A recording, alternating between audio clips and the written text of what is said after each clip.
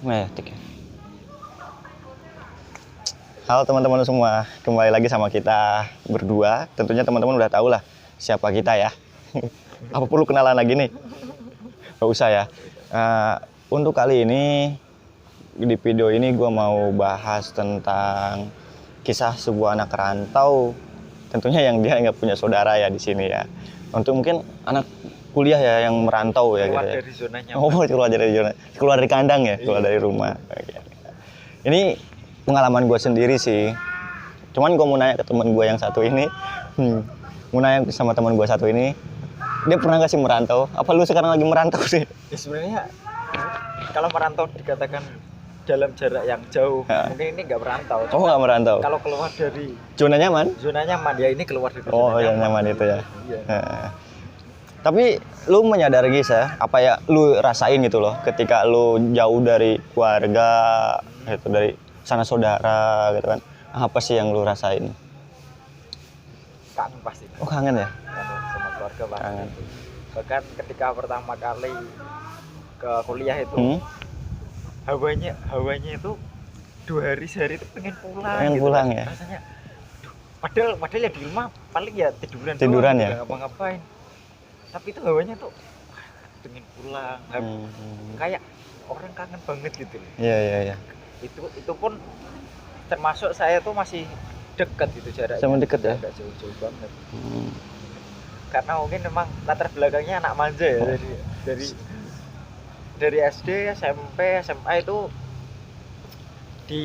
selalu pulang ke Selalu rumah pulang. terus. Nggak ngekos gitu. Sebenarnya sih bukan anak manja ya. Emang kebetulan aja lu di rumah terus gitu loh. Iya. Beda lagi kalau sama anak manja gitu kan. Kalau anak manja kan memang kita nggak diizinkan untuk keluar main, itu kan memang main juga diikutin orang tua gitu kan. Ada kan ya kayak gitu ya. Yang masih makan aja disuapin itu kan.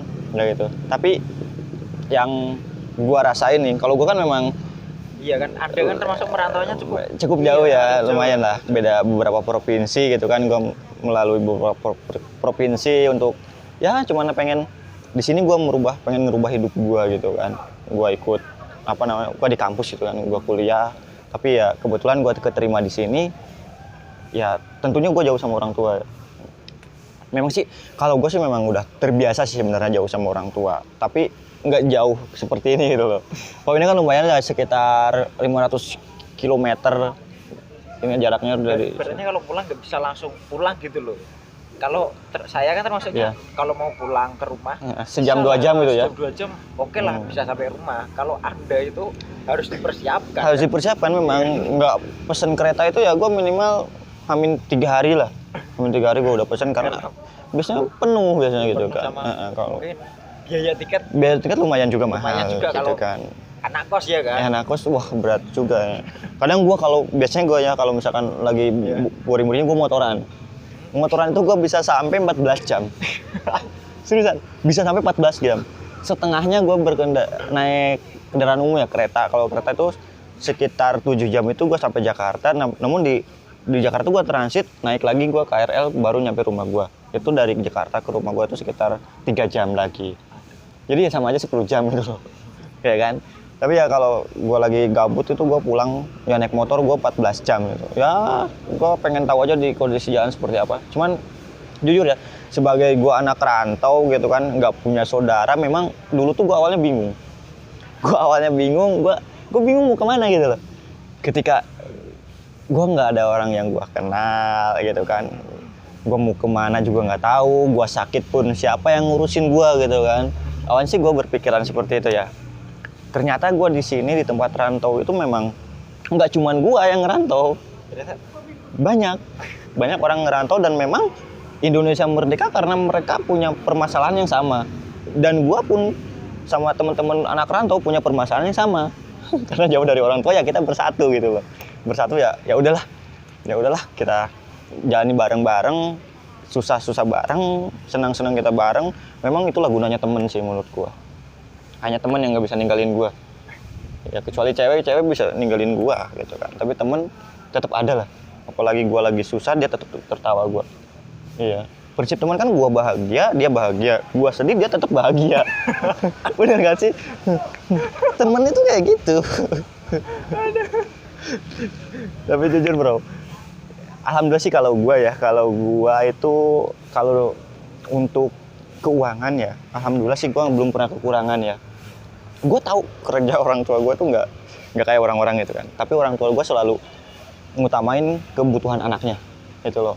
Gua juga berpikir di situ, wah, gua punya suatu orang tua yang sangat luar biasa, yang mampu dukung gua. Orang tua gua nggak pernah nuntut loh, gua harus kayak gini tuh nggak pernah, gitu kan. Gua sangat salut sama orang tua gua. Tapi gua harus mikir di situ, bener jadi apa ini gitu ya. Cuman kalau emang ketika merantau itu orang tua tidak kita jadi yang the best ya.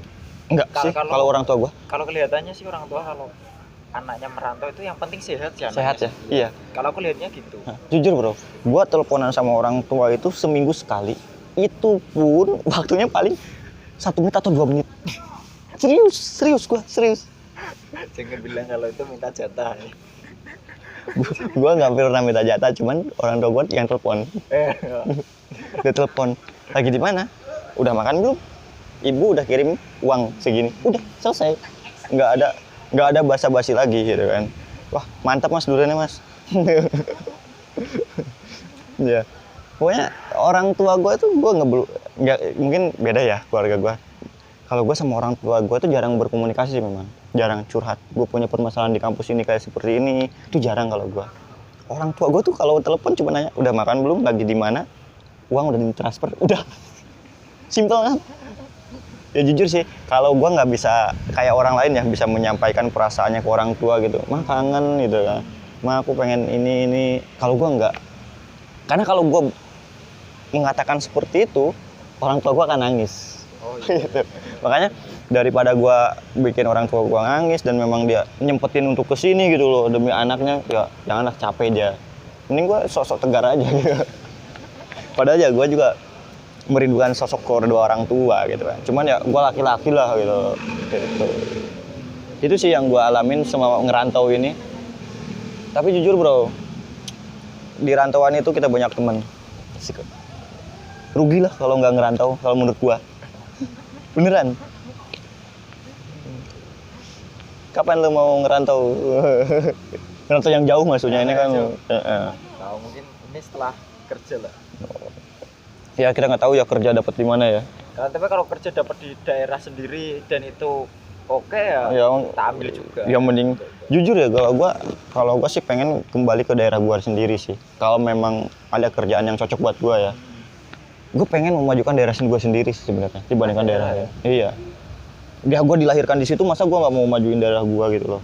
Gitu. Sejauh-jauhnya gua ngerantau, tetap gua pengen pulang ke daerah gua. Iya.